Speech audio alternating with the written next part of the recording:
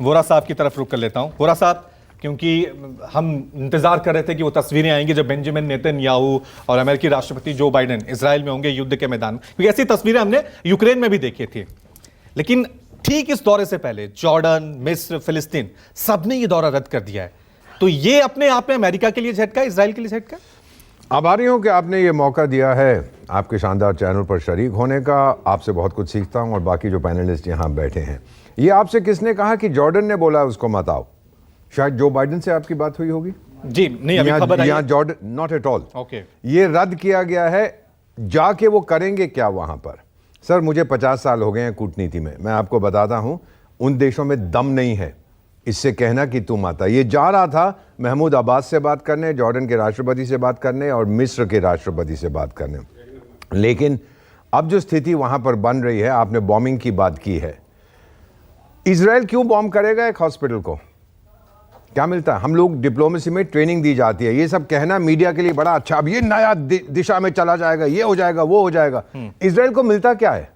You don't take an action without a purpose. Israel क्यों करेगा sir? वो तो वैसे ही हमास को ठोक रहा है। उन्होंने हमास का नाम नहीं लिया, वो बोला ये इस्लामिक जिहाद जो हमास की चाची है। तो यानी बताने की कोशिश कर रहे हैं कि जितने आतंकी संगठन हैं सब मिल गए हैं। जो बाइडेन साहब वहां जा रहे हैं, जैसे वो यूक्रेन गए थे, पावरफुल एक्सप्रेशन ऑफ सपोर्ट कि हम आपके साथ हैं। कई बार वो कह चुके हैं जब तक अमेरिका है तब तक इजराइल है। अब ग्राउंड ऑफेंसिव क्यों नहीं हो रहा, ये आपकी your guess is as good as mine. लेकिन इतना मैं आपको बता सकता हूं सर, आप क्षमा करेंगे, आज मैं हिंदुस्तान में मेरा, भारत में मेरा जन्म और भारतीय हूं, लेकिन आज मन से मैं यहूदी हूं, मैं इजरायली हूं। जो बर्बरता इन लोगों ने की है उसको कोई माफ नहीं कर सकता। अब डिस्ट्रैक्ट की जा रही है, अरे हॉस्पिटल पे अटैक हो गया। और मेरा मानना है इजराइल की जो प्रोफेशनल आर्मी है, जो इक्विपमेंट उनके पास है, हाई प्रिसीजन इक्विपमेंट हमको दिया था 1999 में, हम भूल जाते हैं। वो ऐसी गलती नहीं करेंगे। और क्यों करेंगे? वो चाहते हैं कि सारा जो दुनिया की कॉन्डेमनेशन है वो हमास पर जाए, उसमें वो कामयाब। लेकिन एक चीज हमने देखी है, जब रूस और यूक्रेन के बीच जंग हुई थी, सचदेव साहब मैं आपसे जानना चाहूंगा, तब भी वहां पे पहुंचे थे, लेकिन उन तस्वीरों के बाद भी कोई सॉल्यूशन नहीं, कोई समाधान नहीं। आज भी वहां लड़ाई जारी है। तो जब अमेरिकी राष्ट्रपति जो बाइडेन इजराइल पहुंचेंगे तो हम उम्मीद करें कि ये युद्ध रुकेगा, क्योंकि मुलाकातें तो कह रहे हैं हम फिलिस्तीन से भी बात करेंगे, हम मिस्र से भी बात करेंगे। लेकिन क्या ये जंग की आग और भड़केगी या रुकेगा? भड़केगी, ये रुकेगा नहीं। देखिए, बाइडेन जो जा रहे हैं, इनका जो ऑब्जेक्टिव है डेफिनेटली ये है कि लॉन्ग टर्म में ये रुके, ठीक है ना। एंड गेम तो ये है कि युद्ध रुके, दैट्स एंड।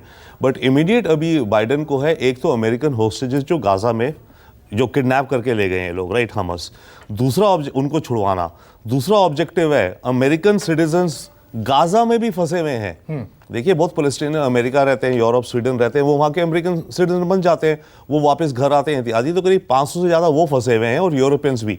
तो इन लोगों के लिए जो फॉरेन पासपोर्ट होल्डर्स हैं, गाजा से एक सेफ रूट बनाना निकलने को टू इजिप्ट। तीसरा, ह्यूमैनिटेरियन एड। इजिप्ट बॉर्डर पे ये सारे ट्रक खड़े हुए अंदर आने को, इजराइल मना कर रहा है आने को।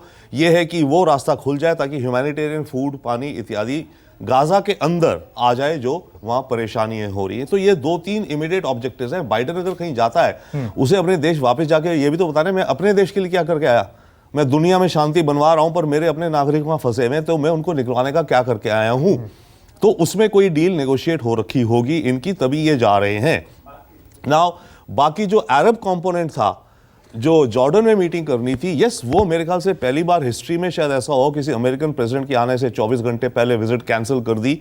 जिस देश में वो जा रहा था उनके द्वारा हुई है शायद। अपेरेंटली कहा जा रहा है पैलेस्टीनियन प्रेसिडेंट जो अब्बास है, उसने कहा तो अब मैं 3 दिन की मॉर्निंग में हूं, तो मैं कहीं नहीं जाऊंगा।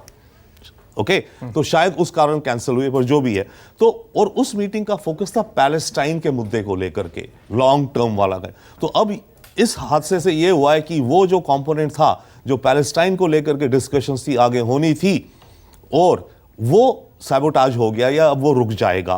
क्योंकि एक लास्ट पॉइंट आई से, इजिप्ट में एक कॉन्फ्रेंस प्लान कर रहे हैं, ब्लिंकन जो 6 दिन से घूम रहे थे कतर एंड एवरीवेयर, राइट, उसमें था इजिप्ट में कॉन्फ्रेंस ऑर्गेनाइज होगी on the topic of only Palestine, जिसमें America, UK, Germany, Palestine authority, Qatar, Egypt वगैरह आएंगे अब टू डिस्कस पैलेस्टाइन का क्या होगा। तो वो भी अब खटाई में पड़ती हुई दिख रही है। ठीक है, हमारे साथ रिटायर्ड ब्रिगेडियर जगदीप दहिया भी बने हुए हैं। दहिया साहब, आपसे मैं जानना चाहूंगा, क्योंकि इस तरह की तस्वीरें हमने यूक्रेन के दौरान भी देखी थी, लेकिन कहा यह जा रहा था कि इजराइल गाजा पे एक बड़ी कार्रवाई करना जा रहा है, बड़ा ऑपरेशन के तहत आगे बढ़ना चाह रहा है। तो क्या यह माने अमेरिकी राष्ट्रपति जो बाइडेन जब वहां पे जाएंगे, बेंजामिन नेतन्याहू से मुलाकात होगी, तो यह कार्रवाई रुकेगी या फिर और भी भयानक होगी? क्या लग रहा है आपको, आगे स्ट्रेटेजी क्या होगी?